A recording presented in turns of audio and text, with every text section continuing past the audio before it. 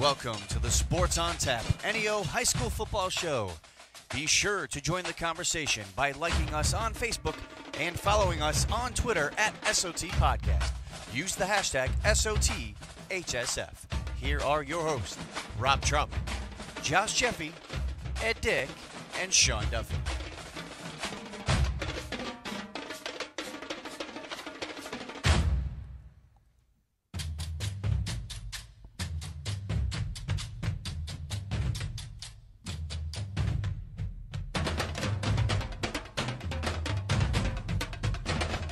And welcome to Sports on Tap. I'm your host, Rob Trump. We have Ed Dick, Josh Jeffy, Sean Duffy out on assignment. It's our Ohio High School football coverage here on Sports on Tap. It's our Week 7 recaps here of the games in the Southwestern Conference, the Greater Cleveland Conference, the Suburban League, and also we cover the Buckeye Bucks here on the show. Also cover Fayetteville, if you've heard of Fayetteville, out down south. We give them a shout out there, and also the Vandalia Butler Aviators. But I don't know if Sean hopefully included those in his recap here tonight as he travels on the road. But guys, Week 7 in the books. Sean did make it explicitly clear that there is a Buckeye recap. He said it 3 times in all caps letters. So if Sean's listening, point taken. I love that. Yeah, we're starting to get to the nitty-gritty of the conference races and the playoff races here in all of our respective leagues. Lots of conference championships have definitely not been won yet. There's plenty of ball left in going on here, and obviously with that are the Week 11 implications as well. So when we talk about the National Division today for the Suburban League, there's a couple of surprises that I'll talk about in my recaps. I think the Suburban League American Division is what you would expect it to be, but we'll get that covered nonetheless. And obviously for the Greater Cleveland Conference, lots of we're starting. We have the separators here. You got the upper echelon and the lower echelon. They're starting to fight each other now instead of one area picking on the other. So looking forward to hearing about that from Josh. Yeah, it's and not to stop Josh from going over the GCC yet, but we do have a special guest next week who is going to go over all of the playoff implications. Joe Eitel himself is going to be on our show, and I mean, yes. If you could see the smile right now on Ed's face. Yeah, he has a huge grin. I think we all do, because we have used Joe Eitel's unofficial, official playoff rankings where they have point systems, secondary points, and they break it down like no other. We'll talk all about that next week with him. Obviously, we'll talk about this week, but he will come on our show and break it down for us, the different conferences, and go over everything. That should probably be, I would say, after 7:45 next week, so it could be 8 o'clock. Yeah, we'll discuss that. Yeah, we'll definitely let you know. Follow our social media pages, Facebook, Twitter. Yeah. We'll let you know. That's a big deal because, like you mentioned, they're unofficial but official rankings. He's really good at what he does, and he's been doing it for a very long time. And we use that as a big part of our show as to kind of talk about where our teams are in our conferences and our regions. And when we're getting closer to playoff time like we are, I mean, it's almost like the Bible to us. It's definitely our analytics page, and we definitely believe in analytics when it comes to us. And Joe Eitel does a great job on his website. Well, and it's all analytics based. That's exactly how you make the playoffs is all analytics based. Yes, you have to win on the field, but how you get those points, Joe's the man that knows how to break it down for us. And I would say for you wrestling fans out there who used to use the Brakeman report to figure out who's going to be state ranked into the big state tournaments, this is what that is for high school football. You usually wait until week 4 on Tuesday for the official OHSAA standings to come out to see where you're at from the computer side of things. You don't have to here. Joe starts with week 1, and you see it all the way throughout. He's been doing this since the year 2000 when we were. It was just after Rob and Josh and then had graduated from Brunswick. I was there in 2001, And, unfortunately we saw the implications of what happened when we lost to Charlottesville, but at least we knew before the weekend where we were going. And, so this is huge. And not only us, I mean, we're obviously not the only talk show the only show that does high school football, but if you listen to anyone else or read anything else about high school football in Ohio, this is what they use. It's everyone mentions joeitzel.com, and we're ecstatic to have him on our show next week. Absolutely. And you can go to @SOT Podcast on Twitter, sportsontappodcast.com, where we'll post that. And we're also on Facebook, archive all of these audio shows on YouTube. But without further ado, let's go over to Josh Jeffy. He has the Greater Cleveland Conference for Week 7. Josh, how did it go this week?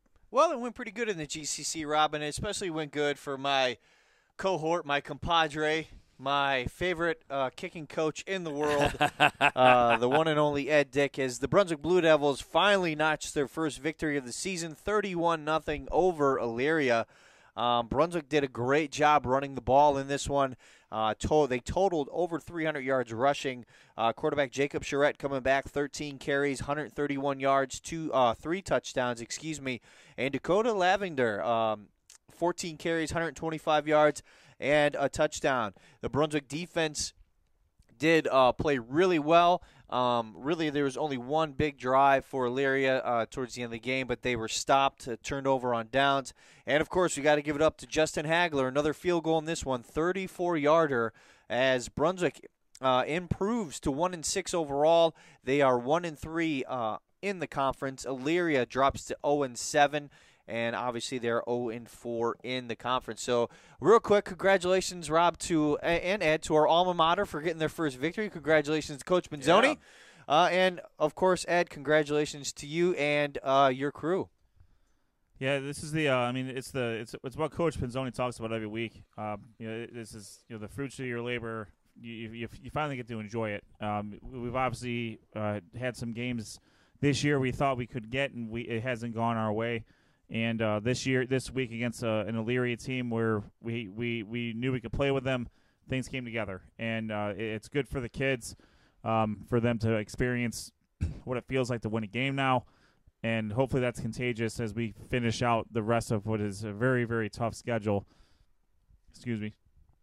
Going forward, getting emotional. Yeah. This is what happens when you chug a Mountain Dew before you start talking. That probably wasn't smart on my part, but nice. If you so the 34-yarder by Hagler, if everyone, which I imagine everyone in Northeast Ohio did, saw the Browns win yesterday, it was very similar to that, where the ball was tipped at the line of scrimmage and it just crossed and it went. It was pretty much the same exact thing that happened, just from 34 yards out instead of 37 yards out. So he remains he remains very, very good on the season. The defense obviously stepped up. They've stepped up pretty much all year this year. And the big thing for them is that they didn't have to defend a field that was only 20, 30 yards. Special teams did a much better job of covering. There were still some things we need to clean up there. But offensively, there was no interceptions nothing that cost us field position. And that's very, very good for our defense. That's something that we had struggled with against Mentor and Solon. Those are teams you don't need to help them with field position, but when you give them that, they take advantage. So it doesn't get any easier. Next week we're going to host Euclid, as Josh will speak to here shortly. But we'll enjoy this one and get back at it and see what we can do with Coach Rotsky coming up into Week 8. All right, thanks, Ed. Moving on in the GCC, the other Medina County team that represents the Greater Cleveland Conference, the Medina Bees, they suffered their 5th straight loss of the year. They went down 31-17 to the Strongsville Mustangs. This was actually a really close game considering it's a close game up into the half, considering that Medina was outgained in this first half, 190 yards to 3. But the score went in at half at 10-7 Strongsville. And then Strongsville came out and really just started doing ground and pound. Taylor Griffin had 2 touchdowns in this one. And the Mustangs, as a team, finished with over 300 yards rushing. So pretty much, reading the Gazette afterwards, kind of looking over some of the highlights of this game, Medina did have some areas where they were able to put a couple plays together, put some drives together, but whether it's mistakes, turnovers, just drop passes, they were basically killing themselves, and they were not able to get their defense off the field when they needed to get off the field. And Strongsville took advantage of that once again, going on to a 31-17 victory.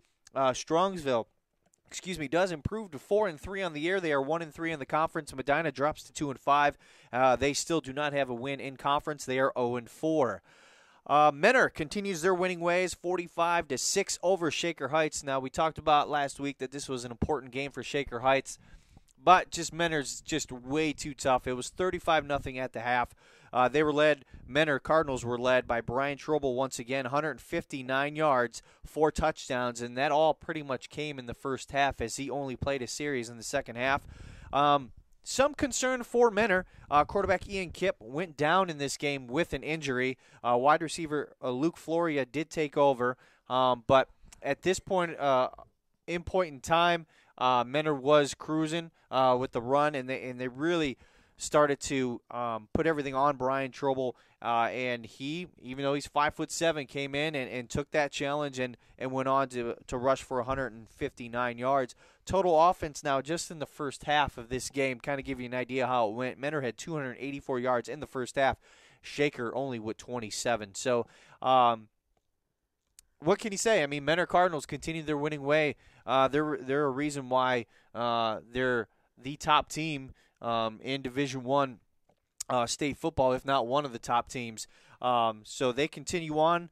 They improved to 7-0. They are 4-0 in the conference. Shaker Heights 5-2, and they suffered their first conference loss. They are 3-1. One of the biggest games of the weekend was Euclid and versus Solon, and Euclid actually came out, and all year we've talked about the Solon defense being dominant. Well, in this game, it was actually Euclid's defense that was dominated, and they actually went on to shut out Solon 21-0. Deion Valentine, 12 of 18 for 186 yards passing for 2 touchdowns. Michigan State recruit Brandon Wright, 26 carries, 119 yards. Solon defense lost a pretty key component. Najee Story, he went out to injury. And on the offensive end, we talked last week, he was my player of the week, Sam Bubonics.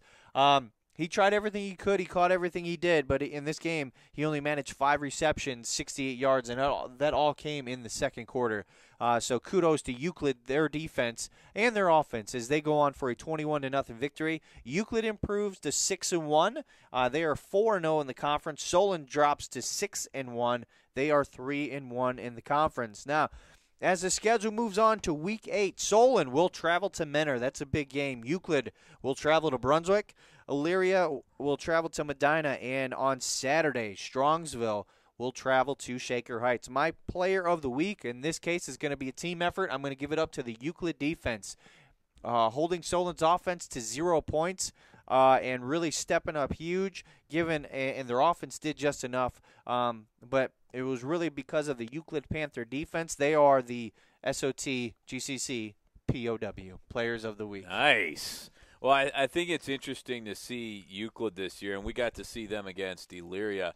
They win so many different ways, whether they're putting up a lot of points or like a defensive effort like they just had. They scored 21 points still, but you're seeing Euclid just win in a bunch of different ways. And I think, right now they sit number 3, in the rankings, and Solon's at number 5. Yeah, we'll go through it because so, actually in Region 1, Division 1, 4 GCC teams, according to Joe Itel, would be in the playoffs as of right now. Menor sits at number 1. Euclid is at number 3. Solon is at number 5. Those 3 teams control their own destiny, their playoff status. And again, these are unofficial but official according to Joe Itel. Strongsville actually moved into the number 8 spot, so they would make the playoffs if it were to start today. Medina dropped to 13th, and in Division I, Region 1, Brunswick rounds out the bottom half at number 18. And, of course, we do have to mention, because they are part of the GCC, Elyria, Division I, Region 2, they are number 17 Obviously at the bottom with no wins this year, but so it's going to be interesting. We got really 3 more weeks left of the regular season, and it's going to be now. These top 3 teams control their own destiny, and basically they just got to win out. Yeah, we're going to have an eliminator of sorts at least for the conference championship. I'm pretty sure no matter how this shakes out, all 3 of between Mentor, Solon, and Euclid, they're all probably going to make the playoffs in Division I, Region 1. We're probably going to end up seeing some rematches of some GCC games within the region, at least in the semifinals, if not the very first round. Strongsville Strongsville finally gets a win. I say finally. I say that tongue in cheek because the teams that they have lost to, Mentor, Solon, and Euclid, are a combined 19-2 for the year. So those aren't exactly bad losses, and they are starting to reap the benefits of some of the wins they got earlier in the year with Berea Mid-Park, Hudson, and Kenton Central Catholic. Those are all very good programs that they were able to defeat in the first 3 games, and those teams have had some success. That's only going to help Strongsville out. The more they win, the more Strongsville gets points for that. So that's where I think we can see Strongsville. They have they have Shaker Heights next week, a 5-2 matchup there. It's a big game. That's a big game for points for sure. And then you got Elyria and Brunswick, which right now aren't going to carry much level 2 weights because of the lack of victories for both programs. But you need any points you can get, you need to get. So if you can get those level 1 points at the very least, yeah, you still need to get the wins. You have to get the wins. No one's in a position to not take a win right now, and especially with Strongsville hanging on at number 8, with Cleveland Heights right behind them. They take on Warrensville Heights at 3 and 4 next week. East Cleveland Shaw in week 9, and then they'll have a very, very tough matchup against Maple Heights, a resurgent Maple Heights led by Shaq Washington in week 10. I could see Cleveland Heights getting at least 1 or 2 of those games. And keeping that pressure on. And then, obviously, Rob, we'll talk a little bit about Berea Mid-Park here in the Southwestern recap. But lots of good stuff going on here. Mentor, Solon, and Euclid they're all playing each other right now. And it'll be probably some of the best football you'll see in the conference. Good playoff preview. Good playoff preview for sure. And then on the other side with Medina, Strongsville, and Brunswick, you'll see some really good matchups there as well, and in Elyria for that matter. And you never know. Maybe that Strongsville-Brunswick game could have some implications. You just never know. Exactly. Brunswick gets a win at Elyria, and if they can win another one, maybe their confidence rises a little bit and can pull a shocker. I mean, we've seen it before where Strongsville and Brunswick, it's come down to that last game of the year where the winner makes the playoffs. Obviously, Brunswick won't make the playoffs this year, but they can play spoiler. Jinx. You owe me a Coke. All right. Any last thoughts on the GCC? All right. Well, we'll move on to the Southwestern Conference, Week 7, and we'll jump right into it as Olmsted Falls, the Bulldogs, traveled to Berea Mid-Park. And these 2 teams, let's put it this way, they put up a lot of points. And it was a pretty big matchup because the winner would get a good amount of points here, with some playoff implications. And both teams in this game, they combined for 127 points in this game. So it's going to be high scoring when you have Olmsted Falls and Berea Mid-Park. Well, we have 2 different offenses there. You have a ground and pound with a little bit of air with Olmsted Falls, and you have obviously Trevor Brzezinski, Bryce Agnew, and not only the running game, but obviously the passing game for Berea Mid-Park in this matchup. Yeah, the receivers for Berea Mid-Park has been really impressive with Garrett Waite and Dwayne Holland. They had another big night on this night, but the quarterbacks, really none of them could be stopped. And for Olmsted Falls, it was quarterback Teddy Grinzinski. He was mostly running on the ground. He had 101 yards rushing, 2 touchdowns, and did add a 2-point conversion. For Berea Mid-Park, it was Trevor Brzezinski who threw for 375 yards and 5 touchdowns. Most of his touchdowns, though, were big plays of 56 yards, 71 yards, 63 yards, 29, and 25. Berea Mid-Park on the ground, though, they had a 2-headed monster of running back Jabril Williams and Bryce Agnew. They combined for 306 yards rushing. Garrett Waite and Dwayne Holland, the wide receivers for Berea Mid-Park, they also had big nights for the Titans. But for Olmsted Falls, it was the Jack Spellacy show. He ran for 400 yards in this game in 5 touchdowns, and he had runs of 57 yards, 43 yards, a 5-yard touchdown, 68 and 42 yards on the night. But yet, in this game, it was not enough as the Titans, they would outlast the Bulldogs in this game and go on to a big win for the Titans, 70-57. And they improved to 5-2, 5-1 for Berea Mid-Park. The Bulldogs, they fall to 5-2, 4-2, setting up a huge SWC matchup and a lot of points on the line as Berea Mid-Park. They will travel to take on the Shoremen of Avon Lake, as we'll get to that game as Avon Lake and Amherst, where our game of the week will go over later on in the show. And the Bulldogs, they host Midview that we'll get to here briefly to tell you if they got a win. So the Bulldogs look to hopefully get back to their winning ways against Midview. But, a lot of points in this game. And, if I went through all the scoring, I think we'd be here for weeks because it went back and forth. It was really close the entire game, but Berea Mid-Park just outlasted Olmsted Falls in the end. Well, and you look at the scoreboard and you point to how many points were scored, obviously. But if you're talking, when you see Coach Hunick at the end, after the game speaking, the defense had to make a stop, and they made a stop when they needed to, and that's what led them to get the win outside of the amazing offense that they had. It just took one team being able to stop the other team maybe once or twice, stop that momentum, and maybe get up a score or two, and then the other team's playing catch up. And when you're going back and forth, if you can get 2 scores up, it makes it hard. It makes it hard, and Berea Mid-Park was able to achieve that. Yeah, and Olmsted Falls is known for running the football. I mean, give credit to Jack Spelsey, 400 yards rushing and 5 touchdowns, and most were pretty long runs other than a 5-yard run.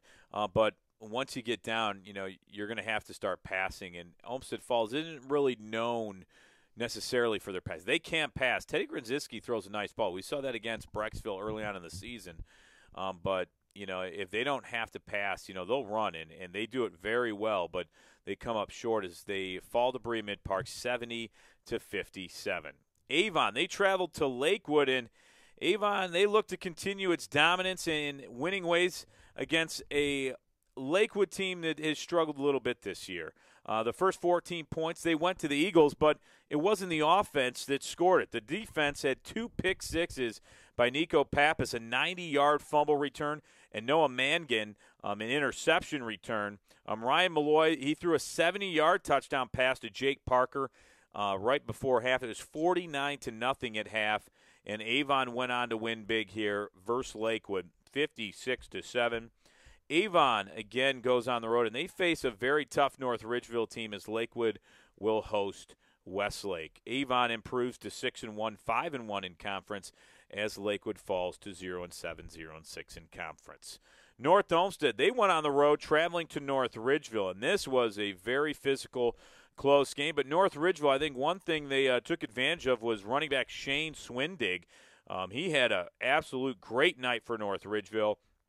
And they found another good running back in the process as Swindig had 21 carries for 214 yards and 4 touchdowns on the night. 3 of his 4 touchdowns, though, they were scored in the fourth quarter of this game. In North Olmsted, they were led by running back and linebacker Darren Anders, who's headed to BG. He rushed for 234 yards on 30 carries and 3 touchdowns in a game that really went back and forth throughout this game, and it was close until the fourth quarter. And in that, it was the Rangers outscored North Olmsted 22-0 as Swindig had 3 touchdown runs and 2 out of 3 2-point conversions for the Rangers as they elected to go for it. The North Ridgeville defense, they stepped up big when they had to and held North Olmsted to no points in the fourth quarter. And Cale Bright, he had almost a pick six. It was ruled he stepped out of bounds. They thought that he took it to the house, but he stepped out at the 20-yard line.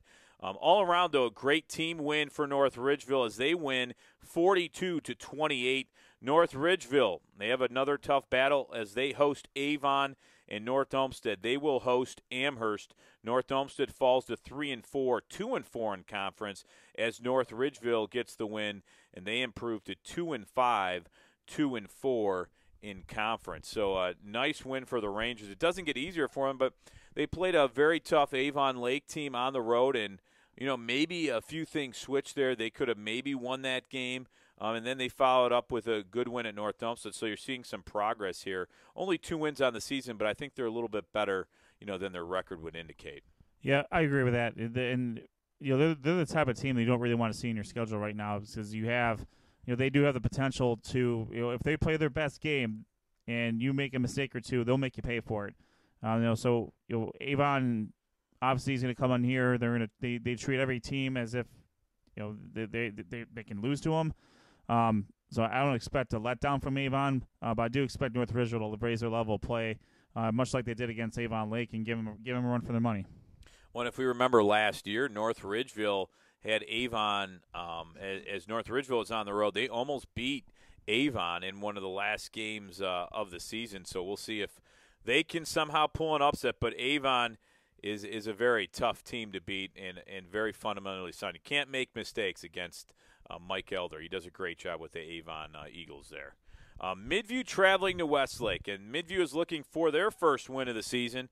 And this was another game that went back and forth. It was close late, and in the third quarter, Midview finally took the lead when quarterback Andrew Gooch found senior receiver Edwin Relat for a 74-yard touchdown strike, giving the Middies a 28-21 lead. The Demons, they would answer, putting up a 13-play drive where senior quarterback Jacob May capped it off with a 30-yard touchdown pass to sophomore receiver Dylan Bednar, making it 28-28. This in the fourth quarter. Then the teams, they put up 1,037 yards combined of offense in this game, with Westlake putting together 585 yards compared to Midview's 452. But Midview, they sealed the game with a double reverse. It went for 88 yards and a touchdown for Isaiah Johnson. How come it works in high school? It doesn't work in the pros. Yeah, the Browns have tried that how many times this year, and it hasn't worked out. But maybe they just need Midview, to take the rings of that play and show them how it's done. Isaiah Johnson went 88 yards for a touchdown. Midview wins and gets their first win of the season. They're 1-6 now, 1-5 in conference, as they get a 42-28 win at Westlake. Westlake falls to 1-6, 1-5. And now Midview, they have a tough battle as they travel to Olmsted Falls, where Westlake, they will go on the road to face Lakewood. So that's a little bit of the SWC. And our game of the week was sponsored by Westlake Interior Painting, was the Avon Lake Shoremen versus the Amherst Comets. And we'll get to that a little bit later in the show. But I'm sure, Ed, you're looking at Joe Itel as we go right back there and talk a little bit about the rankings. And Avon Lake is at number 3 undefeated, but they're number 3. Avon right behind them at number 4, and then Amherst Steel at 8. Olmsted Falls at 9, and North Olmsted, with that loss to North Ridgeville, drops down to number 11. North Olmsted has a couple of games right now they're looking at that they probably wish they could have. Obviously, we just talked about North Ridgeville right now. Yeah. They lost to Westlake 34-33 in Week 5. These are two losses that could potentially cost them a playoff spot right now. I mean, if we're looking at it, obviously from the outside in right now, if they take care of business in weeks 8, 9, and 10 against teams that have at least 5 victories up to this point, then North Olmsted will write their own ticket. But when you're that close to the playoffs, those are the types of games you look at. You're like, oh, needed to have that one. Yeah. And not to take anything away from Westlake and North Ridgeville, they obviously played really good games, and they may be the proverbial spoiler that Brunswick is going to may strive to be in the last couple of weeks. They may have already done that for North Olmsted in their own way up to this point. Yeah, they got a tough. They play home to Amherst, then away at Berea Mid Park, and then home again. So 2 out of 3 games are at home, but when you face Amherst, Berea Mid Park, and Olmsted Falls in your last 3, that's a pretty tough 3 teams in the Southwestern Conference. If you look at Olmsted Falls, right now they are on the outside looking in, just at number 9, right behind Amherst Steel. Amherst has a pretty sizable lead. If you look at the average points, they're almost 3 points ahead of them. But Olmsted Falls does have an opportunity with if they were able to take down Avon Lake a little bit later in the season. They're going to have a very winnable game next week against Midview, and then North Olmsted. That's going to be that's a rivalry game. That could potentially be a playoff eliminator right there. Whoever wins that game could very well go to the playoffs in Division II, Region 6. So lots going on there. And then if we shift over to Division I, Region 1, Berea Mid Park, Right now, they're at number 10. They are not very far behind Strongsville and Cleveland Heights. And you look at a couple of the games that they've lost. They lost to Amherst, obviously a very good team, and then Strongsville, also obviously a very good team. They get one of those games, they'd be right in the conversation as it stands. As it sits, they can't do anything about it now. So if I'm, we all know Coach Hunick pretty well. He's going to get his guys ready to go against Avon Lake, North Homestead, and Avon. Get 2 out of 3 of those games. Hell, if they get all 3 of them, they'll probably write their own ticket in Division I, Region 1, a very, very competitive Division I, Region 1 at that. Yeah, if they beat Avon Lake, who's undefeated, and then North Homestead at 3-4 and Avon at 6-1, they very well could get in. You look at those games, Amherst, and that was a 7-point loss, 45-38. And Strongsville, if you remember, they were up pretty good on Strongsville at half, and Strongsville came back in that second half. So 2 games that could have went either way there. Yep. You can't. And right now, you're looking at Berea Mid Park. They've lost to 2 playoff teams right now. Yeah, they have. Those are their 2 losses. So, up to this point, they've done everything they could do. Sans those 2 games. Looking forward to see what happens. Yeah, the Southwestern Conference, it's going to come down to the nitty-gritty here near the end. But still very competitive, and a lot of, 3 big games left as we're wrapping up Week 7 here on Sports on Tap. Again, if you want to hear these shows after, and you can't listen to them live, go to our YouTube page where they're archived, and also sportsontappodcast.com, where we will also have it up. But get involved with our show and let us know what you think at SOT Podcast. We're on Facebook as well.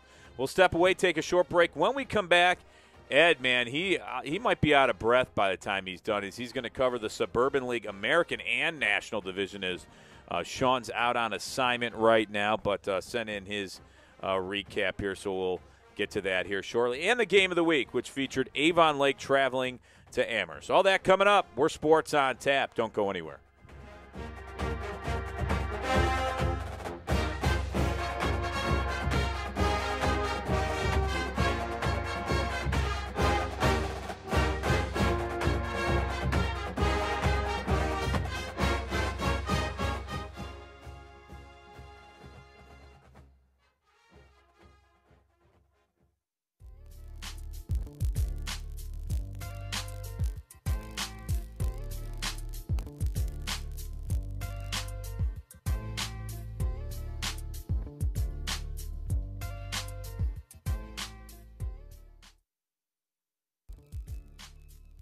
Are you a business?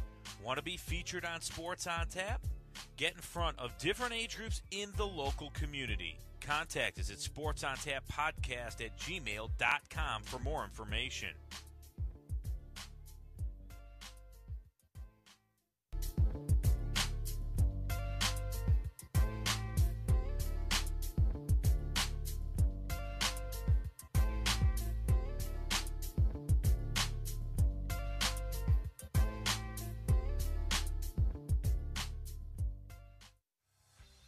RRT Productions, specializing in creating sports recruiting videos for all high school athletes. Want to play at the next level? Promote your talents with a video to send colleges. Affordable, experienced, and a high-quality video. Make us your local video production company. Visit our website, rrt-productions.com, and contact us today. RRT Productions, we shoot, we edit, you win.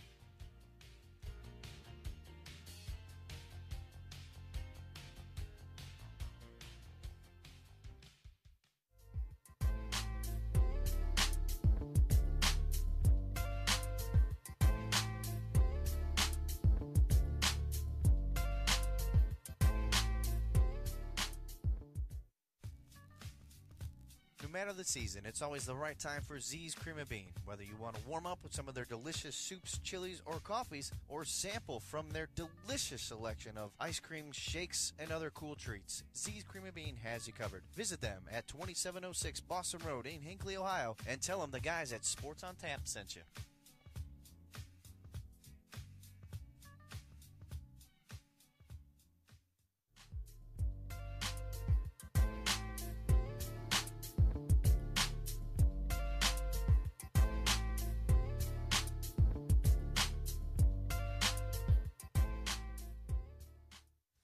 For the best coverage of Cavs, Indians, and Browns, check out NEOSportsInsiders.com.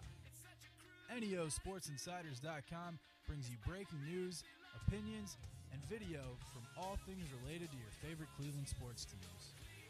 Like us on Facebook and follow at NEO Sports Insiders on Twitter for live updates from all the games. NEOSportsInsiders.com, bringing you the best in Northeast Ohio sports coverage.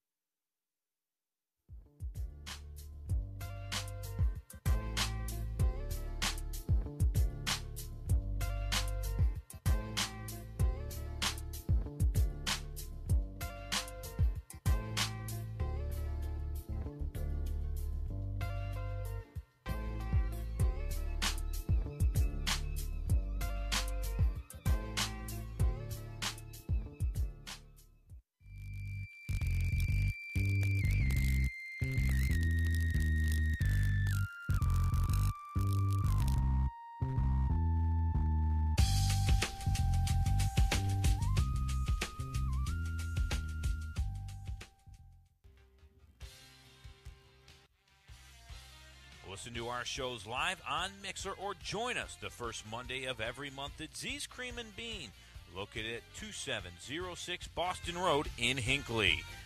Want to listen to past shows? Go to our YouTube page or website, www.sportsontappodcast.com.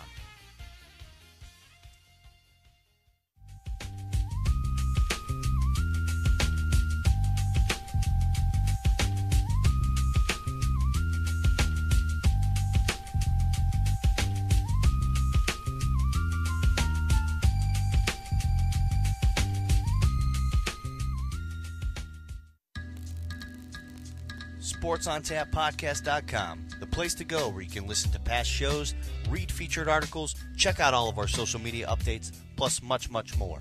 SportsOnTapPodcast.com, the official website of Sports on Tap.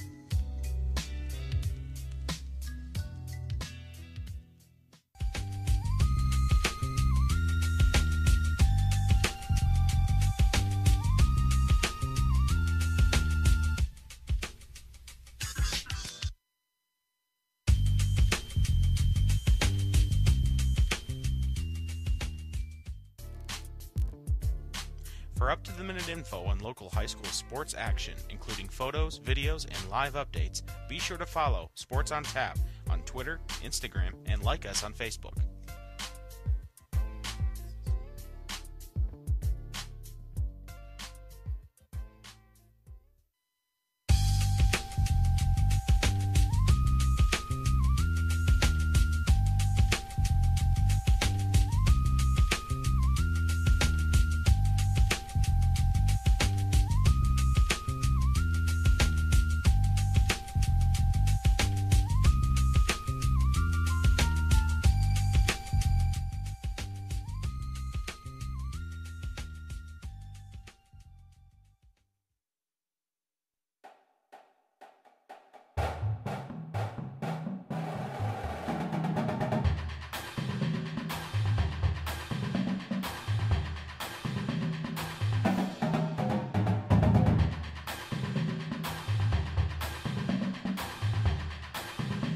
And welcome back to Sports on Tap. It's our Week 7 Ohio High School football recaps.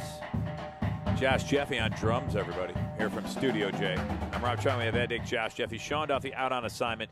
Go to @SOT Podcast on Twitter. Go to sportsontappodcast.com.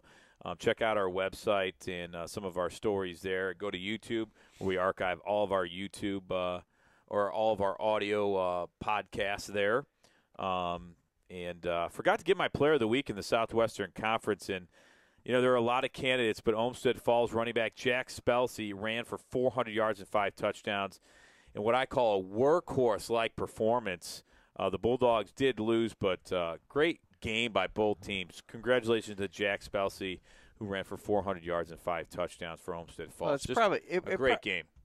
If a running back runs for 400 yards, it probably can go unmentioned that they're going to be the player of the week. But yeah, in this case, we probably should. Well, I mean, Baczynski had 375 and 5 touchdowns at quarterback. But, I mean, how many times? But that's pretty normal for him. Well, you're right. It actually is normal. And, I mean, Connor Riggs at Avon Lake puts up numbers. We had Scagliazzo putting up all kinds of numbers for Amherst. A lot of good players in the Southwestern Conference. Yeah, it's a lot of running backs. There are some receivers there as well that have been getting in. Brea Midpark has had some of those, but quarterback plays. We hear every week, though, Rob. I mean, your conference, they put up offensive numbers like no other. Yeah. So, yeah, you'll have that. Congratulations to Jack Spellacy. Congratulations to him. And now let's go to – don't worry, I won't say it. Look at it. Josh is waiting for it. Edwin's already – Sean's probably throwing pillows at his hotel room I tell you what, though. On his trip. The one person, just the one person. Yeah, just one person. That I'd like to hear do the Suburban League is Ed Dick. Ed, take it away. All right, we're going to start Week 7 coverage in Wadsworth as the undefeated Grizzlies battle North Worldton, looking for their first conference win. The Grizzlies started the game off with 2 touchdown runs from running back Dom Laparo, covering 7 and 2 yards to build a 13-0 lead. North Worldton quarterback Joey Marisek connected with wide receiver Riley Nurick for a 3-yard touchdown pass to briefly cut the lead to 13-7. Wadsworth, however, scored the next 3 touchdowns as wide receiver Carson Reischer caught a 8-yard touchdown pass from quarterback Trey Schaefer just before the half. Dom Laparo rushed for his 3rd TD from 7 yards out, and linebacker Mason McMillan intercepted Marisek and took it back 34 yards for a touchdown, leading to an insurmountable 33-7 lead. The Grizzlies go on to win 47-21 over the North Worldton Bears. For Wadsworth, Dom Laparo rushed for 105 yards and 3 touchdowns. Carson Risher caught 11 passes for 135 yards and a touchdown. And Mason McMillan had 2.5 sacks to go along with his pick 6. Wadsworth is 7-0 overall, 4-0 in the conference. They will travel to Twinsburg next week. North Worldton falls to 2-5 overall, 0-4 in the conference. They will take on host Brecksville Broadview Heights in Week 8. In Cuyahoga Falls, the Black Tigers were looking for their 2nd conference win against a Hudson team whose record is a very deceiving 2-4 overall, 2-1 in the conference. The Explorers were all over the Black Tigers, intercepting quarterback Bronovan Aaronsalt 3 times. Hudson built a 27-0 lead through 3 quarters behind 2 rushing touchdowns by quarterback Liam Brennan, covering 1 and 2 yards, and Brady Ludwig rushed in from 7 yards out to complement 2 field goals from Jake Vidmar, covering 31 and 27 yards. The Explorers come out with a 27-6 victory over the Black Tigers. Quarterback Liam Brennan for Hudson completed 13 of 21 passing for 239 yards.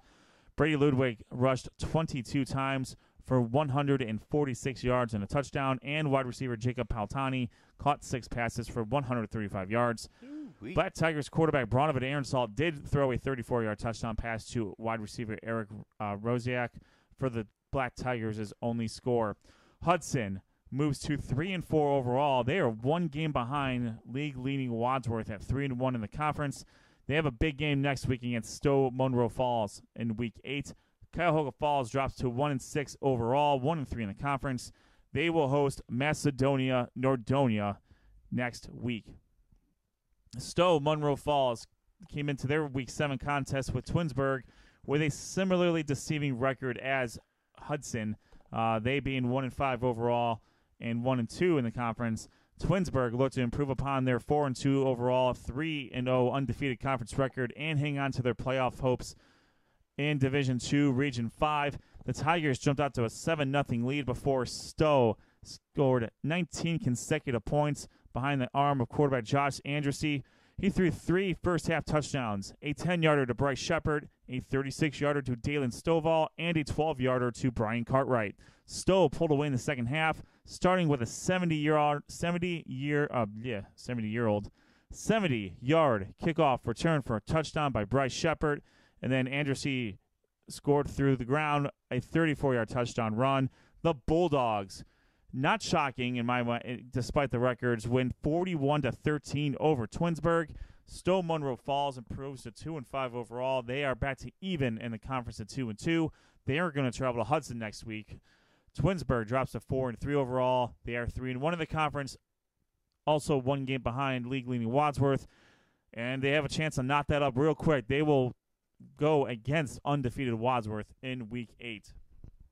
The game of the night resided in Macedonia as the one-loss Knights hosted winless Brecksville Broadview Heights.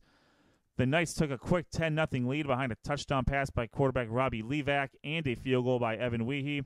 The Bees then countered with a 9-yard touchdown run by Ethan Hunter to cut the lead to 10-7 at the half. Nordonia upped their lead to 24-7 behind 2 touchdowns by running back Niles Beverly, but the Bees would not go away, getting touchdown runs from Ethan Hatcher and Garrett Kubitz to bring the game to 24-21. However, Levac countered with his own touchdown, pushing the lead for the Knights to 31-21. Answered by a touchdown and 2-point conversion round by Brecksville Broadview Heights running back Marco Rigobuto and a 31-29 deficit. Nordonia, though, they were just able to hold off the Bees. The Bees! And earn a hard-fought 31-29 victory over the Bees. Nordonia pushes their record to 6-1 overall, 3-1 in the conference. Wow. They are 1 game behind Wadsworth in the Suburban League National Division. Brecksville Broadview Heights, valiant effort. They remain winless, but they will visit rival North Royalton in Week 8. Big game there. Big game there for both of those teams. Right now, their records aren't where they want them to be, but this is another one of those classic rivalry games where it doesn't matter what the records are. It's going to be a great game no matter what. Well, you can get that in conference play. It doesn't necessarily have to be a rivalry game. It can be conference game. You play these teams every year. Yep. And if you're not on your A game, if you're a team that's, fighting for that playoff spot or your playoff seeding is there, you play a team like a Brecksville that doesn't have a win, has nothing to lose. Now they're playing spoiler. You got to be on your A game, or they can come out and beat you, and they almost did. Absolutely. And Macedonia, Nordonia, credit them. They were able to hang on against a relentless Brecksville Broadview Heights team who showed a lot of fight in this game. And they showed that they're not going to be an easy out for the rest of the year for anyone who has to play them. My player of the week goes to Stowe Monroe Falls quarterback Josh Andersey, 3 passing touchdowns and 1 rushing touchdown, and leading to a big win over Twinsburg, knocking Twinsburg temporarily for the moment out of the Division II Region 5 playoffs. We'll go into that here a little bit as far as the playoff rankings are concerned. I generally try to stay away from that until we get closer to the end, but I think it's worth talking about here finally, at least for my division.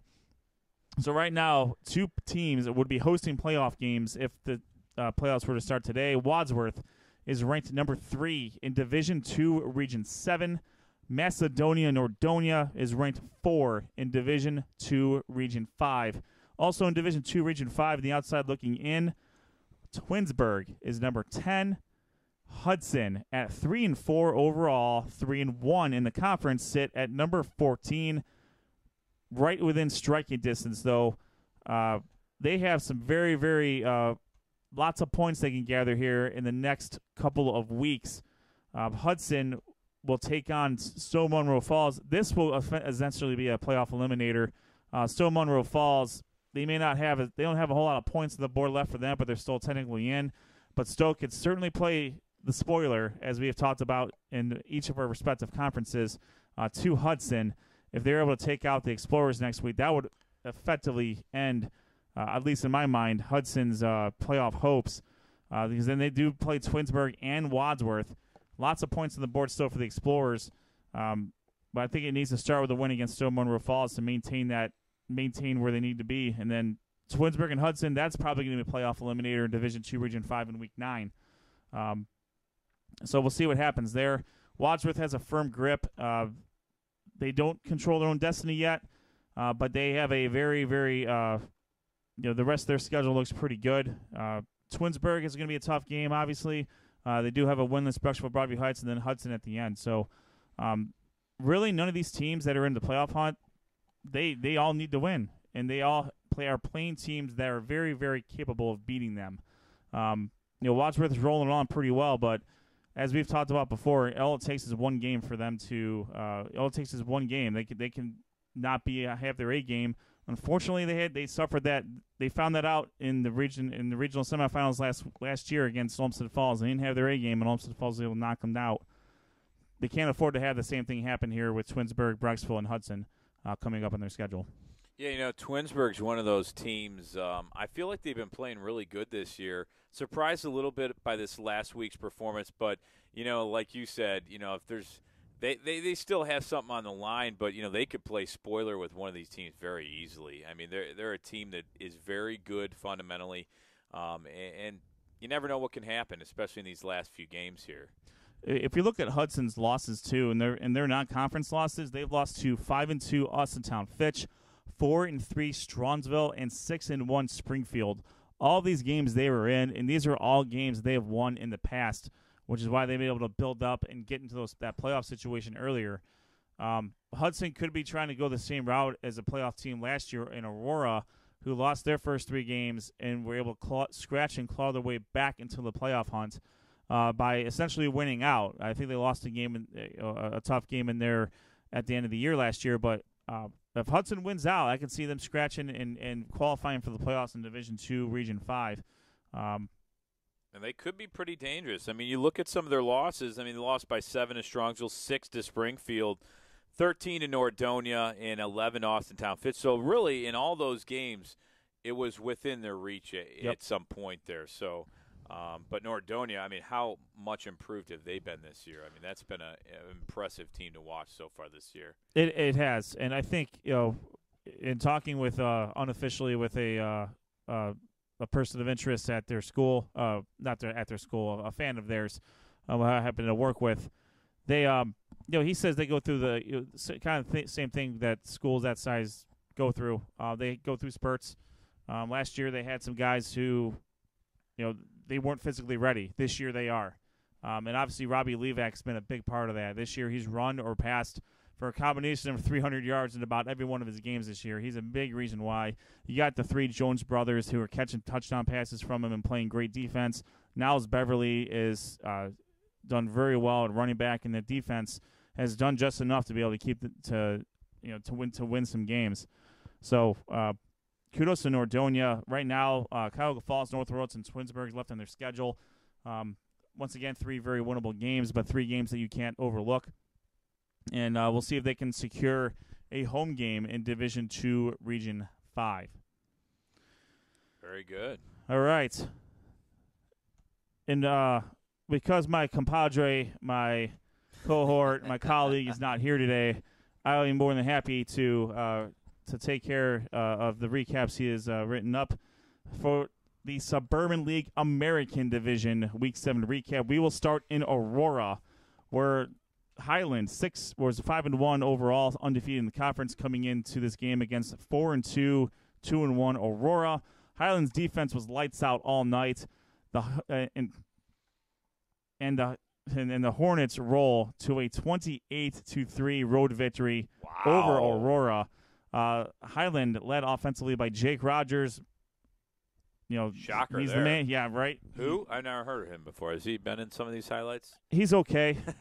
He may have burned just other teams besides Brunswick with kickoff returns for touchdowns or punt returns for touchdowns. Such a year he's having. Absolutely. He had 26 carries for 148 yards and a touchdown. He also had 2 receptions for 81 yards and 2 touchdowns. Nice. Very efficient there. Jack McGinty completed 5 of 10 passing for 107 yards and 3 touchdowns. Aurora did score a field goal in the first quarter. Aside from that, the Hornets defense simply dominated Greenmen. They only totaled 175 yards of offense on the night, so kudos to Coach Gibbons and his defense out there. Aurora drops to 4-3 overall, 2-2 of the conference. They have a very, very tough game next week against Richfield Revere in Week 8. Right now, Aurora does sit 10th place in Division III, Region 9. Highland is 6-1 overall. They are undefeated in conference play. They will host Copley in Week 8. They currently sit 8th in Division II, Region 7, where fellow Suburban League leader Wadsworth resides in the 3rd spot. Moving on, Barberton is going to go off the script. They're going off conference here to play Akron Ellet. Very tough team there. Barberton came into this game undefeated at 6-0 overall, 3-0 in the conference. Ellett came into this game 5-1 overall. The Magics kept on rolling. They continued their undefeated run with a 43-13 win over Ellett. Barberton led offensively by sophomore running back Kyrie Young, 13 carries for 169 yards and 3 touchdowns. Quarterback Chase Haywood, he was 4 of 10. Those 4 passes, however, went for 152 yards, and 3 of those were touchdowns. Barberton's defense had 3 sacks in the night and remained dominant over Ellett. With the win, Barberton improves to 7-0 overall, 3-0. They remain 3-0 in conference play. They will host Talmadge in Week 8. Barberton currently sits second in Division II, Region 7. They do control their own destiny, according to JoeItel.com. Going back to conference play, Richfield Revere hosted Kent Roosevelt. Roosevelt came into this game 2-4 overall, 0-3 in the conference. Revere came into this game 4-2 overall and 1-2 in the conference with 2 tough games already. Not a good game for the Rough Riders. Revere shuts them out 38-0. The Minutemen all over the Rough Riders. On offense, Revere's quarterback Nathan Klanowski completed 9 of 17 passing for 146 yards, 1 touchdown and 1 interception. Matt Busser caught 5 passes for 2 touchdowns. And then Brandon Tricano rushed for 141 yards and a touchdown. And then defensive lineman Ethan Depp, he had a 76-yard fumble recovery for a touchdown, scoring for the Minutemen defense. Roosevelt just could not get anything going. Christian Datweiler completed 7 of 19 passing for 88 yards. He also did have 77 yards on the ground. But with the loss, Kent Roosevelt drops to 2-5 overall. They are 0-4 in conference play. They're going to travel to Crestview. They're going to take their non-conference break here against Crestview in Week 8. Richfield Revere is 5-2 overall. They sit 2-2 in the conference. They will host Aurora in Week 8.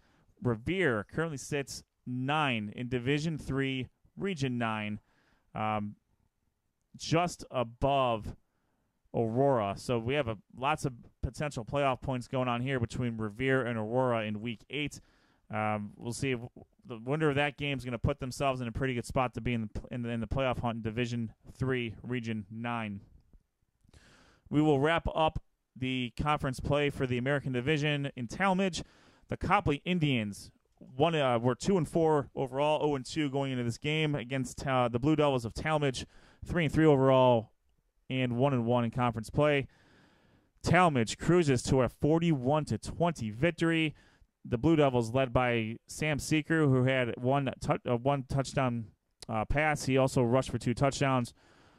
Rich Iyer had 1 receiving touchdown and 2 rushing touchdowns.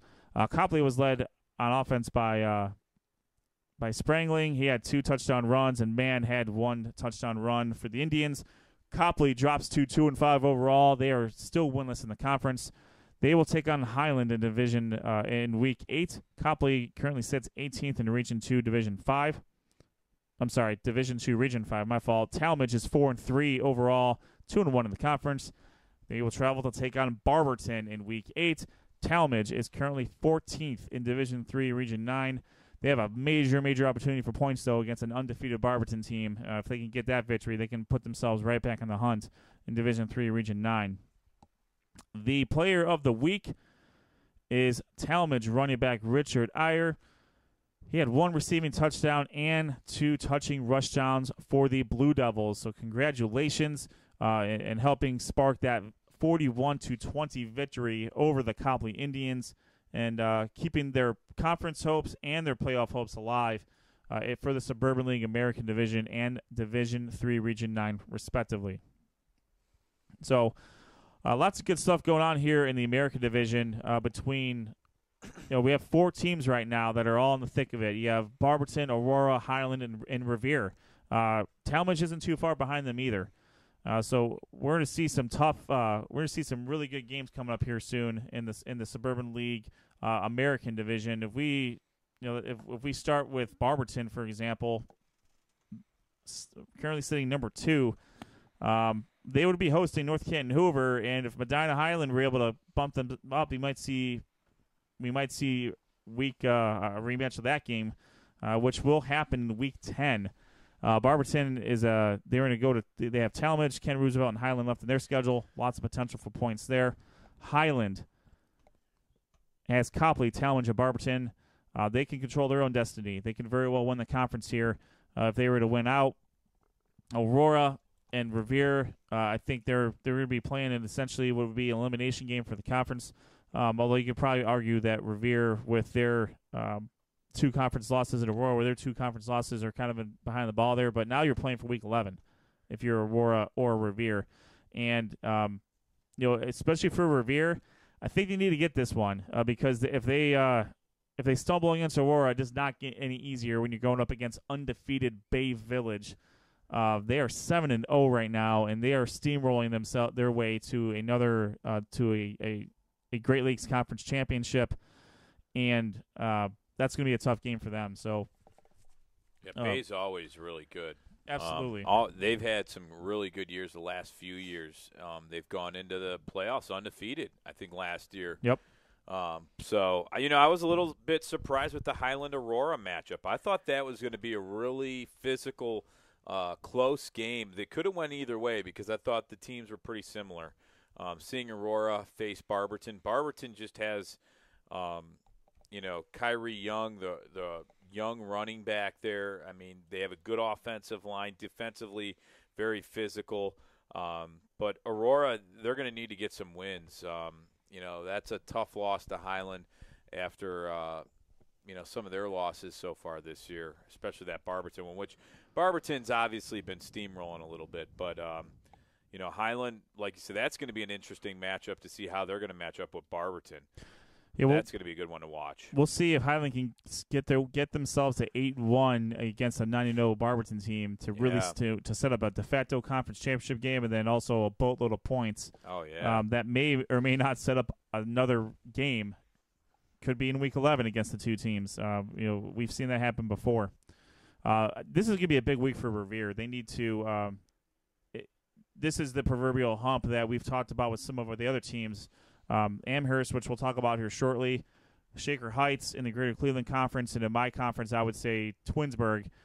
These are the teams. These are the types of teams that they've been able to have success against some teams that may not have the best records, but they need to win big games. This is a big game for Revere. They need to beat Aurora to get over that proverbial hump, I think, and especially carry that positive momentum going into a very tough Bay game in Week 9, and then hopefully carry that over against Talmadge in Week 10. So lots of big games coming up here real quick. And last and certainly not least, I know we need to go to break here, but I do need to do, as Sean has eloquently put, the Buckeye recap. The Buckeye recap. The Buckeye recap. Buckeye hosted Medina Buckeye hosted arch rival Sullivan Black River. They continued their winning streak with a dominating 38-6 victory over arch rival Black River. Buckeye got 28 carries and 89 yards from Dominic Monaco and a rushing touchdown. He also recovered a fumble for a touchdown. Jacob Durgey chimed in with one touchdown run. Buckeye scored from all over the place. He scored on a punt return for a touchdown by Brock Brumfield from 64 yards out, and then Logan Schultz had a 21-yard fumble return for a touchdown. And credit Buckeye, they did what they needed to do against a team that was struggling a little bit. And Black River did play this game without Mitchell Young and Spencer Constable, 2 of their better players. But you can't let that affect you, and Buckeye certainly took care of business. Buckeye is 6-1 overall. Their only losses to Revere. They're going to travel to Firelands in Week 8. They currently sit 4th in Division 3, Region 9. So Buckeye is looking to be firmly entrenched in that playoff picture. If it were to end today, they would be hosting Alliance Marlington. They need to keep winning, though. That's a very, very competitive, very, very competitive region out there. And if they can find a way to bring a team out to Edwin Steingas Field for Week 11, we'll see if they can get their first playoff victory in school history going forward. Yeah, they're like you said, their only loss was to Revere, 43-6, and that was game 1. But they've had some nice wins against Rocky River. They're 4-3. Lutheran West, they're 5-2. Columbia at 4-3, and then Black River. They always play very tough against Buckeye, no matter their records. Black River usually is a little bit better, but it's still a very tough battle. But Buckeye, like you said, Fireland is probably the biggest matchup. And actually Keystone usually is a tough matchup for them. So any of those two games, if they can pull those out, then you face Brookside away to end the season there. Buckeyes has been the recipient of 2 wins of Rocky River and Cloverleaf. Cloverleaf is they've put together a pretty good season so far. It's very possible that they can end up with 5 wins this year, which is very, very not to dog Cloverleaf, but they're traditionally not as successful of a football team as some of the other teams that we cover in the area. They've had a very good season up to this point. They've had a couple games get away from them, so that record could very easily be 4-3 and 5-2, furthering that how good of a win that is for Buckeye. Yeah, and right now they sit 4th. We talked about Aurora and Revere. Like you said, that's going to be a matchup. I mean, they sit 9-10. A good Norton team that we've seen, they're 6-1.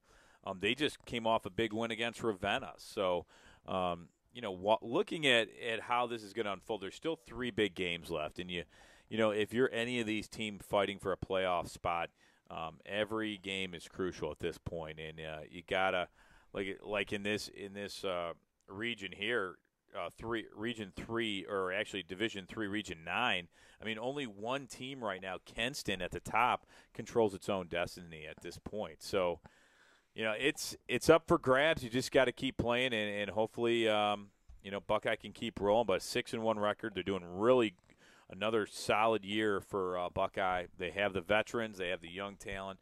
It's a good mix, and they're doing very well. They have a very playoff-tested coach and Coach Greg Dennison as well. He's very successful at Wadsworth for about 20 years, and came on last year, led them to the playoffs, and they're steamrolling their way to a second playoff season under Coach Dennison. All right, well, great job, Ed. I know that's a lot of information, and it's exciting really in all these conferences as it gets closer to the playoffs, but great job covering Sean Duffy's recap there and all the Suburban League. Great job. Thank you, sir. And now we'll step away. We'll take a short break. When we come back, we'll go over our game of the week that featured Avon Lake and Amherst. It was an absolute show to be a part of. Great game all around, and we'll give you all the highlights and everything coming up on Sports on Tap. Don't go anywhere. We're coming right back.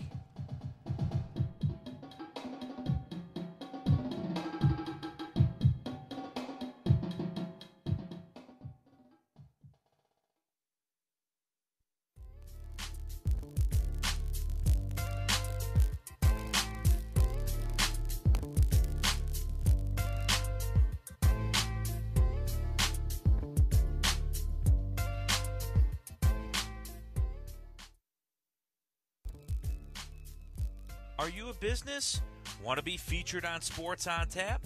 Get in front of different age groups in the local community. Contact us at sportsontap.podcast@gmail.com for more information.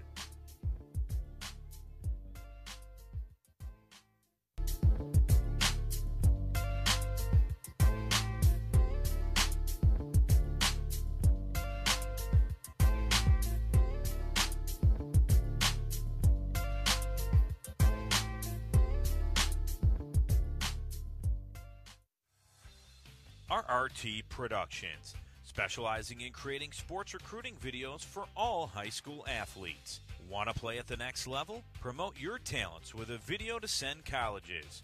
Affordable, experienced, and a high-quality video. Make us your local video production company. Visit our website, rrt-productions.com, and contact us today.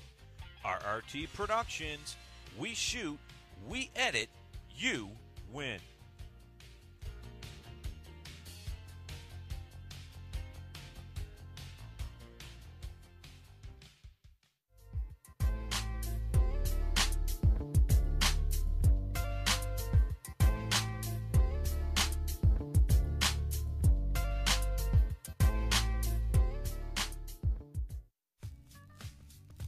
No matter the season, it's always the right time for Z's Cream of Bean. Whether you want to warm up with some of their delicious soups, chilies, or coffees, or sample from their delicious selection of ice cream, shakes, and other cool treats, Z's Cream of Bean has you covered. Visit them at 2706 Boston Road in Hinckley, Ohio, and tell them the guys at Sports on Tap sent you.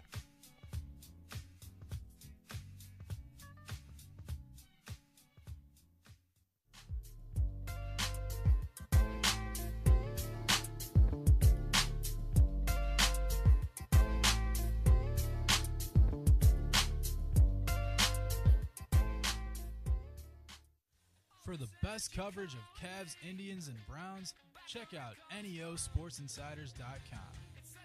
NEOSportsInsiders.com brings you breaking news, opinions, and video from all things related to your favorite Cleveland sports teams. Like us on Facebook and follow at NEOSportsInsiders on Twitter for live updates from all the games. NEOSportsInsiders.com, bringing you the best in Northeast Ohio sports coverage.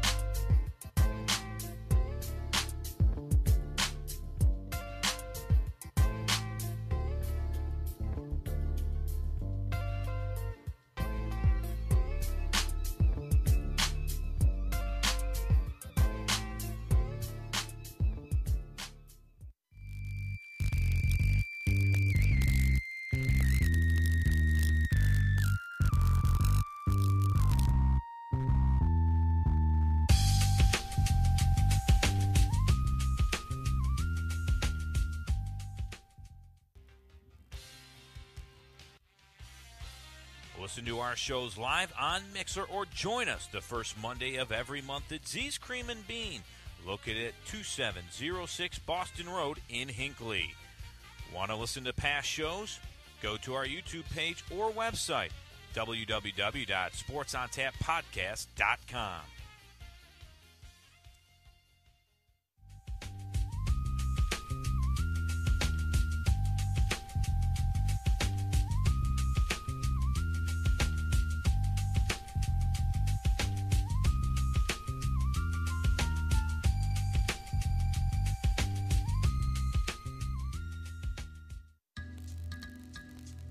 SportsOnTapPodcast.com, the place to go where you can listen to past shows, read featured articles, check out all of our social media updates, plus much, much more.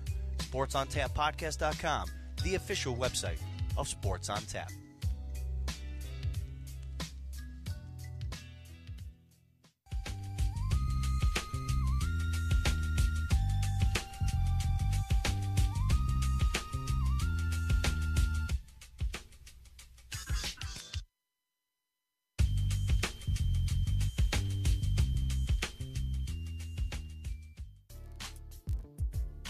For up-to-the-minute info on local high school sports action, including photos, videos, and live updates, be sure to follow Sports on Tap on Twitter, Instagram, and like us on Facebook.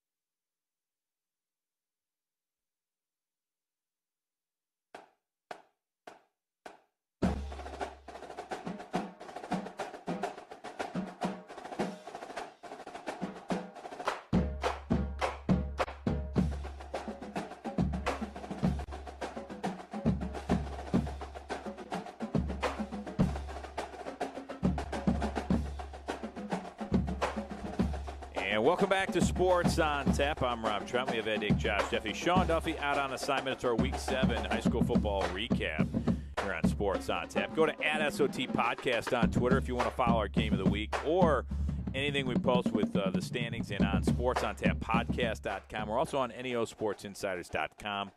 All these shows and audio podcasts are archived on our YouTube page, Sports on Tap. Just go to our YouTube page. We're on Facebook, Instagram, where you can see some interviews, and you can also see player interviews, pictures, and much, much more. But now we're going to get into our game of the week, and this was a great game to be a part of. It was sponsored by Westlake Interior Painting. Want to thank them for coming on board. And we went out to Amherst, and this was a big-time Southwestern Conference matchup, which featured the undefeated Avon Lake Shoremen as they traveled to Amherst. And in this game, the game opened with an 80-yard scoring drive by the Comets, and they took over 6 minutes off the clock as Jimmy Schill found his way into the end zone from 10 yards out. Amherst in this game took a 7-0 lead with 5:25 left in the first quarter. Then the Avon Lake Shoremen took their offensive drive into the Comet territory. We're looking to score early on, but an interception by Jack Miklish gave the Comets the ball at their own 30-yard line. And at the end of the first quarter, it was only 7-0. Amherst did lead in this game. And Amherst, though, they'd open the second quarter with the ball on their own 30-yard line. And Kenny Scagliazzo, I'll tell you what, this guy in person is as good as we thought he was. He had runs of 32 yards and 30 yards on this drive before he would have a 1-yard touchdown into the end zone plunge, we'll say, as Amherst led 14-0 with 8:07 left in the half. And, I think me and Sean might have been a little surprised that Amherst really controlled the whole first quarter and then even into the second quarter. And, Avon Lake, too, looked a little bit surprised, but this is a team that you could tell doesn't give up. And it was just impressive how Amherst jumped out there. But they traded some punts on the next few offensive possessions. Avon Lake, though, they finally got onto the scoreboard thanks to Connor Riggs. And, we talked about him as he rushed and scored a touchdown from 6 yards out. The score was 14-7, this with 1:45 left in the half. Scagliazzo, though, pretty much drained the sails out of Avon Lake, going 96 yards on the ensuing kickoff for a touchdown. The Comets' lead went to 21-7 with 1:41 remaining. And then Avon Lake, though, would respond, and it was a big one, a 36-yard field goal as time expired. The score at half was 21-10. Amherst had the lead. And they controlled, like I said, pretty much the whole first half. Avon Lake, though, that field goal before half I thought was pretty key for them to stay close in this game. And in the third quarter, it began with Avon Lake. They went 3 and out and were forced to punt. So Amherst, they did start deep into their own territory. But were on the move when a costly fumble gave Avon Lake the ball at their own 42-yard line. And eventually, Shoreman running back Connor Riggs would score on an 8-yard touchdown run. And they also went for 2 to try to cut the lead to 3. It was successful. It was 21-18 with 2:54 left in the third quarter. And once again, Kenny Scagliazzo would take the ensuing kickoff return, this time from 91 yards out, and score a touchdown. The Comets led 28-18 with 2:41 left in the third quarter. So Scagliazzo had 2 touchdown returns or kickoff returns for touchdowns of over 90 yards. Yeah, I mean, I would far be it for me to say what Coach Costello dialed up on those kickoffs there, but I mean, I have to think that the plan was to kick it away from Scagliazzo, and sometimes you can't avoid it, and it goes to the guy, and you have to make a play, and that's very well what happened. Especially after you take one back 96 yards, the last thing you want to do is give him a shot, give him a shot, another one. Yeah. If they create it through their scheming, though, gotta make a play. Yeah, and they started kicking almost out of bounds, but they kicked away from Scagliazzo eventually after that kick. It was almost 2 kick returns too late to do that, but they figured it out and tried to settle up. But then it was, again, this game went back and forth, and no team was about to just lay down as the Shoreman running back Connor Riggs again would score his third touchdown of the night on a 3-yard run up the middle. Amherst led 28-25 with 10:41 left in the game.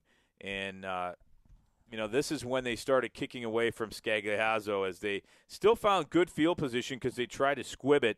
But the Comet drove all the way down to the Avon Lake 11-yard line.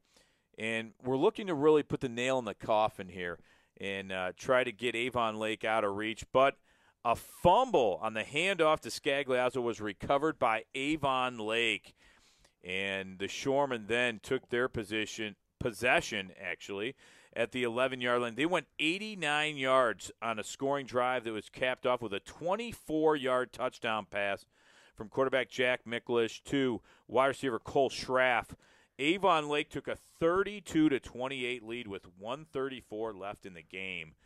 And that proved to be an absolute huge pass play. And you could see the tides turning a little bit with Avon Lake, and their offense just went from the 11-yard line all the way down. Amherst, they tried to come back. They actually got into Avon Lake territory. They had 2 chances to throw it in the end zone.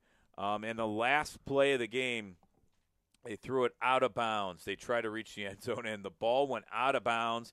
And it was actually funny because I was actually on ESPN radio doing play-by-play of the last play of the game. They called, and it just happened to be on the last play of the game. Wow, imagine that. Good timing. As they threw the ball out of bounds. It was pretty exciting, and Avon Lake ran out on the field. And 32-28 win. Avon Lake stays undefeated. Amherst drops to 5-2 overall, 4-2 in the Southwestern Conference. The Comets, they were led by Kennedy Scagliazzo, who had 3 touchdowns on the night. 2 came on special teams. Amherst will look to get back in the win column in Week 8 as they travel to take on North Olmsted. Avon Lake, though, they're 7-0, 6-0 in conference, as they were led by the player of the game, Connor Riggs, who had 3 touchdowns on the night. Avon Lake will look to stay unbeaten in Week 8 as they host Berea Mid-Park. And that's going to be an absolute big game. Can Avon Lake, can their defense contain Berea Mid-Park's offense? Berea Mid-Park, the Titans' offense. John Hunick, Coach Hunick, has done such a great job there. That offense, I haven't seen too often they get held on the offensive side of the ball yet this year. No, the stats prove it out. The question for Berea Mid-Park is, can they stop Avon Lake? That's true. And can they make the stops at the right times if they do? Yeah. We clearly saw that Avon Lake is very resilient against a very opportunistic team in Amherst. You don't see very often where you get 2 kickoff returns for touchdowns. They were able to get everything they could out of that. If they obviously that last possession they had before Avon Lake scored. Unfortunately, we've seen that movie too many times as Browns fans, where it looks like they're ready to extend that lead out to maybe a 2-score game, or maybe make it so that they have to score a touchdown and make the extra point to win it. That mistake is all a team like Avon Lake needs to take advantage of it, and that's part of the learning process for Amherst. Is you get 2 kickoff returns for touchdowns. Generally, you put yourself in a very, very good position to win a game when that happens. And unfortunately for the Comets, they went up against a great team who can take advantage of those mistakes. Yeah, and I was interested to see how Avon Lake would respond, because they go down, they have a great drive, and they score, and on the next possession on the kickoff, Kenny Scagliazzo goes 91 yards for a kickoff touchdown, and that happened twice. And Avon Lake responded each time. And I think that shows you what kind of team Avon Lake is. Still undefeated. They beat a very good Avon team. And, everybody thinks, Avon's having a down year. They've only lost 1 game this season. So head coach Mike Elder and that Avon Eagles team continues to be successful in the Southwestern Conference. And Avon Lake, what a great job Coach Kostelnik has done in Avon Lake to get them back to where they should be. And they made the playoffs with Coach DeLugas. He was there a long time. They changed hands a little bit here. And Avon Lake having an absolute outstanding year. Going on the road in Amherst, that was an atmosphere that was loud, obnoxious, and they still came out with a win. So a huge win there for them. Yeah, absolutely. And they'll play in the friendly confines of their home stadium against Berea Mid Park. The problem that offense very well travels though. It travels very well. I think that offense travels anywhere. So it just depends on who, like you said, like we were talking about. It just depends on who can get that, who can make the defensive play, or in Amherst's case, they're able to make a couple of big special teams plays. Who's going to be able to make those plays? That's going to be the difference between Berea Mid Park and Avon Lake in this major contest coming up in Week 8. Yeah, and Coach Kostelnik said at the end of the game that one thing they have to improve, and he even mentioned that there might be some changes on special teams, personnel-wise. They got to go look at the tape, and he said, we're a really good football team, but you have to get better in certain areas, and you'd have to get better right now because the playoffs is right around the corner and some big SWC games coming up too.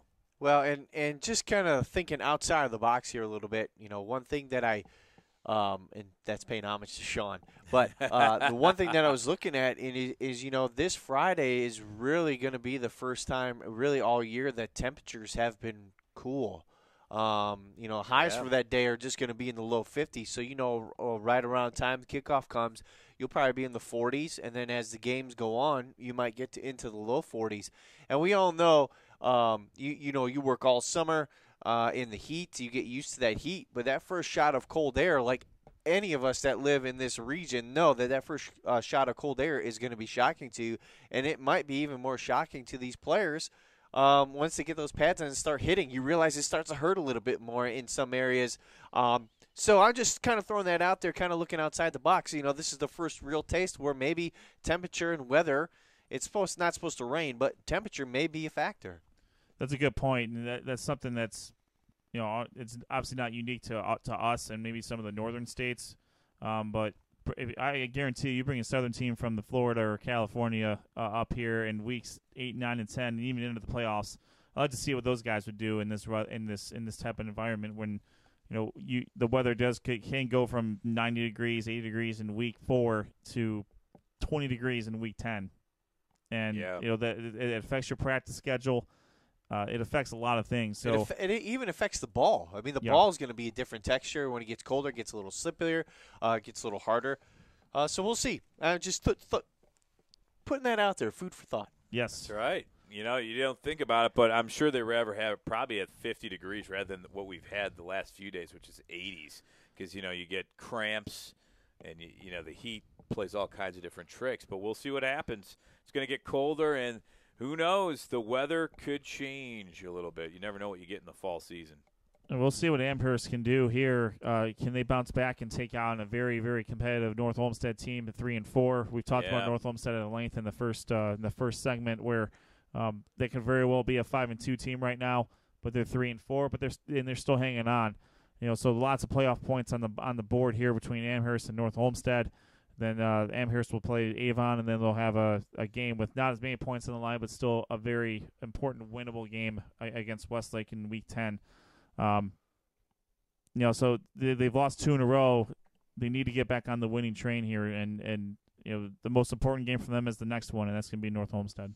Yeah, I think you said it. I mean, North Olmsted's still at 11. They're right there, and Amherst is at 8. So really, you look at Amherst, every game is a must-win, when you go up against North Olmsted, but you still have Avon to face at home, though, so that could be a very intriguing matchup, come October 19th there, so we'll wait and see what happens there.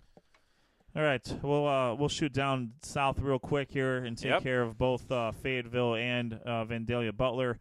Starting with Fayetteville, they did get a 22-14 victory over East Clinton. So Coach Kevin Finch down there leading the Rockets to victory. That improves their record to 5-2 overall. East Clinton falls to 0-7. Fayetteville will finish out their home season against Williamsburg in Week 8. They are 2-5. Right now, Fayetteville sits at number 18 in Division 6, Region 24. They're about a little less than halfway through there. That's an extremely competitive region. Given the fact that it's Division 4, you have teams like Coldwater and Marion Local who have more points than some of the Division 2 teams that we've already been talking about. So tough sledding for Fayetteville to make the playoffs here, but good luck to them in their Week 8 battle against Williamsburg, which will be their last game of the season. We bounce over to Division 2 region. Maybe Division 3 now. Come on, Duff. Where's his information at, man? The Vandalia Butler Aviators. We are at Division 3, Region 12. My mistake. Vandalia Butler. He was not.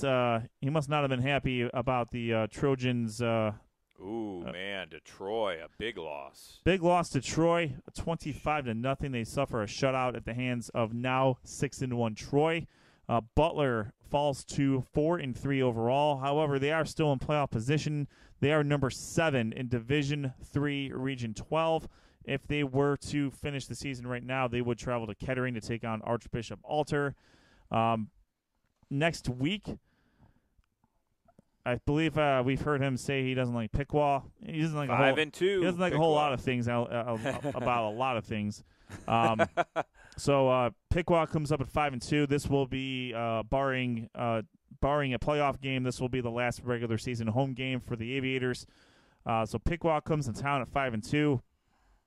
Big opportunity for points for both Butler and Piqua there. So good luck to the Aviators, and good luck to the Rockets next week in Week 8. Yeah, and the Aviators, it looks like they're on board to win the next 2 and then probably lose the last one because it lose 1, win 2, lose 1, win 2, lose 1, maybe win 2, or maybe win 3. Let's change it up for the Aviators there. We'll see what happens. Still 3 games left. Got to win them. Indeed. All right, guys. Week 7 in the books. Any last thoughts on any conferences before we head off? I don't have any last thoughts on conferences. You thought that, and if you guys think that we do a good job of breaking stuff down, that's right. You'll be able to hear the source of all of this next week. Yep. Very, very excited to have Joe Itel on our show next week at some really, point. Ed, we can't tell. You just nonstop smiles. That's great. That's great. If you want, so listen in next Monday night, 7:30 start time. Joe Itel will be on our show to break down all the playoff implications from Greater Cleveland Conference, Southwestern Conference, Suburban League, and much, much more. Good luck to all the teams out there in Week 8, and we will see where everything shakes out for next Monday's show. On the flip side. Sounds good, guys. Great job tonight for Ed, Dick, Josh, Jeffy, Sean Duffy, who's out on assignment. I'm Rob Troutman. We'll see you later. Have a great week, everyone. Good luck to all the teams on Friday nights. We'll see you.